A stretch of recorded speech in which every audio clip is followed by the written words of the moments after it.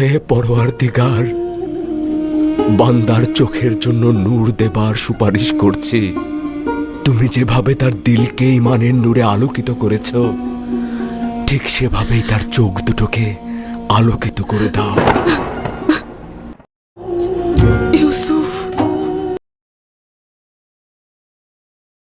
হে খোদার নবী, নতুন কোনো পয়গাম? আজব ফরমান ছিল। আদেশ এসেছে জুলেখার প্রতি সহমর্মী হতে, তাকে সহধর্মিণী হিসেবে নির্বাচন করতে।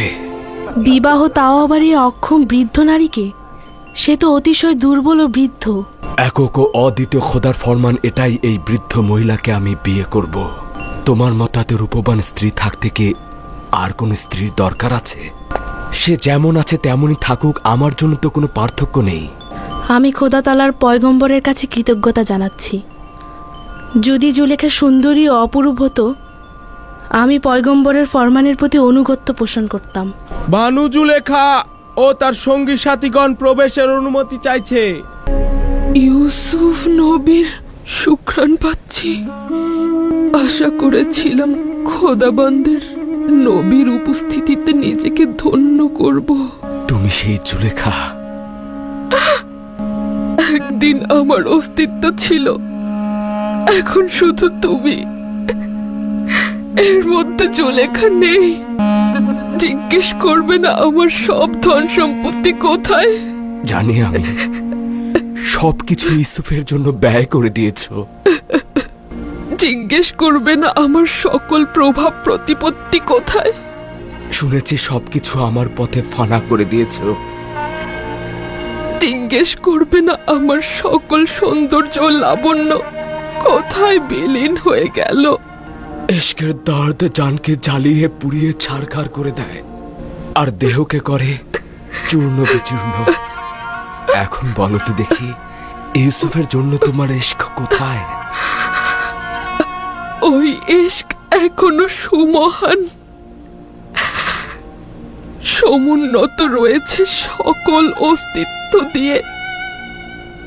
সিনায় লালন পালন করছি।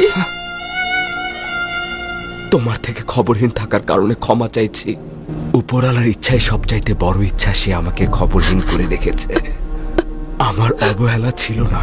এটা কি তুমি আমার সাথে এত মোলায়েম কথা বলছো? এটা তো আসলে তোমারই হক জুলেখা। এখন তুমি একক ও অদ্বিতীয় খোদার পয়গম্বরের মনোযোগে রয়েছ। বলো তুমি আমার কাছে কি চাও? কি চাইবো? এখন তো সবই রয়েছে। মাহবুবকে চেয়েছি, সে তো এখন আমার কিনারায়।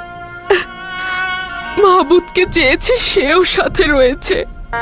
শুধুমাত্র ইউসুফকে দেখার ইচ্ছে ছিল, কিন্তু হলো না।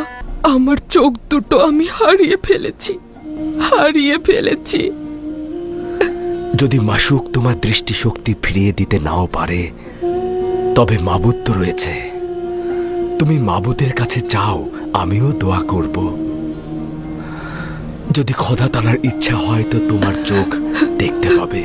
হে পরওয়ারদিগার, বান্দার চোখের জন্য নূর দেবার সুপারিশ করছি।